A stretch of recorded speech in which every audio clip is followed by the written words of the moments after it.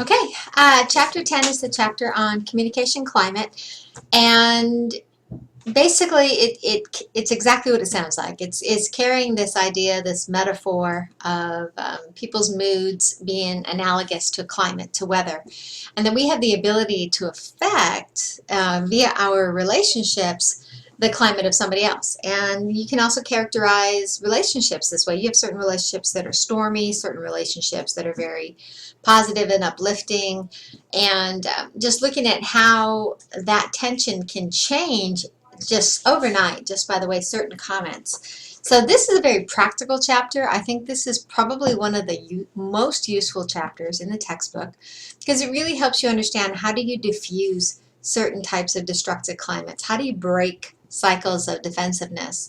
And anyways, I think you'll enjoy it. So let's move on. Chapter begins obviously with a definition, and it defines it pretty straightforwardly. So it's the idea of social tone. Climates develop in a couple of different ways. Two main categories: confirming, those are the positive; disconfirming, the negative. And we send those types of messages whenever we communicate. And eventually they create spirals. They tend to be somewhat self-perpetuating. There are three types of confirming messages: recognition, acknowledgement, and endorsement. Three types of disagreeing messages, and 6 types of disconfirming. There are times you will simply disagree. That doesn't mean it has to be a disconfirming type of disagreement. So I believe that the textbook is going to go into these in more detail in terms of what they are. Basically, you want to stay on this side. Okay, these are the healthy, these are the dysfunctional. If you are guilty of some of these, in terms of what those are, impervious, I don't even see you, whatever, interrupting, pretty self-explanatory, irrelevant, you talk to somebody and they go off on completely non-related topics, tangential, they take the conversation in their own direction, slightly related but not entirely, ambiguous, you don't know how to interpret what they just said because it could mean anything, incongruous, just completely inconsistent with maybe their nonverbal behaviors. Defensiveness. Defensiveness is the trigger when people feel attacked, and typically when people feel attacked, their walls go up and they then say something that is a little bit of attack in response because they feel attacked, and so then that person's defenses go up, and so the cycle goes on. So your textbook describes that. These climate patterns, the married couple's response to conflict situations is similar, in terms of the cycle, both in a positive and a negative manner.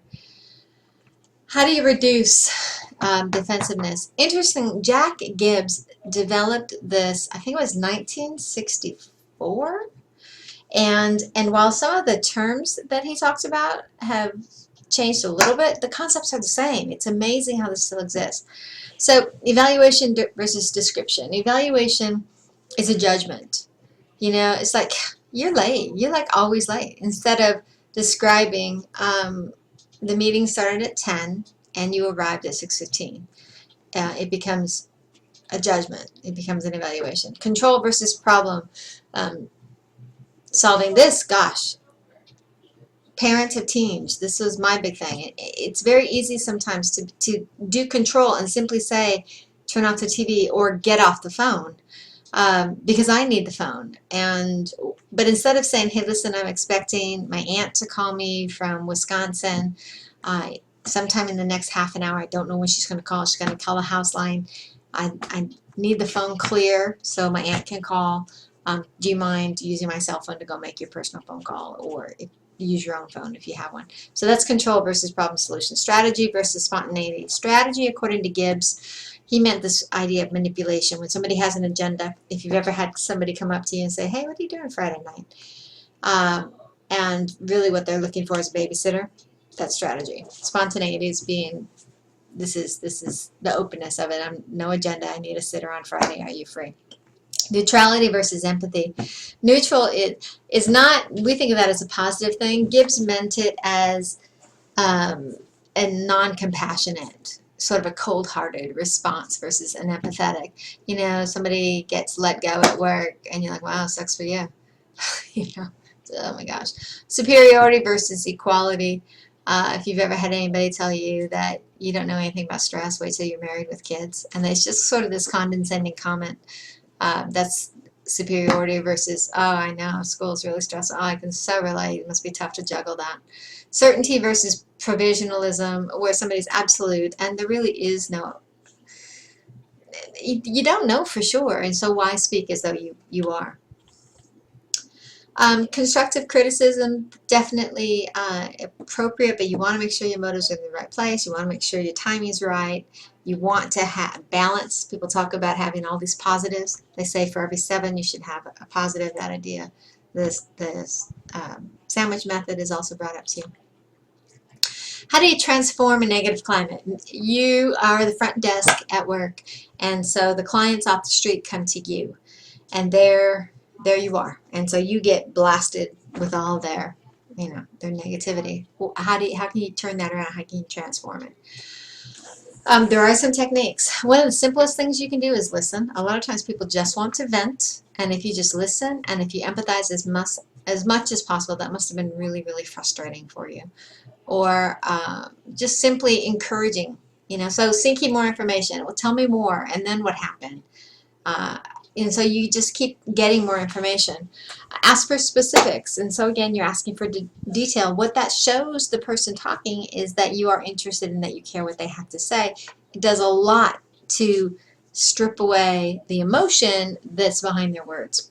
Sometimes people are reluctant to give you details, so sometimes you can make tentative guesses, and so, gosh, I bet that was really aggravating when that happened, or you must have been very, very irritated after the 3rd time.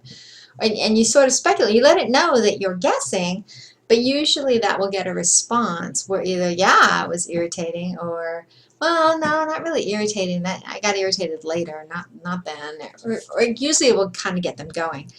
And so, and I know it might sound trite and it might sound corny, but many times people simply want to be heard, and when you are that for them, it really dissipates a lot of the negativity and it just gets transformed. Certainly, these suggestions are also all valid. You can paraphrase, say back to them what they said, ask what they want from you. You can agree with the critic, whether it's, oh gosh, that is wrong, or where, oh my gosh, if I was in that situation, I would feel the same. There's a lot of different ways that you can actually agree with somebody, even though you're not necessarily agreeing in all aspects of their arguments. And that is it. Boy, that was fast. Okay.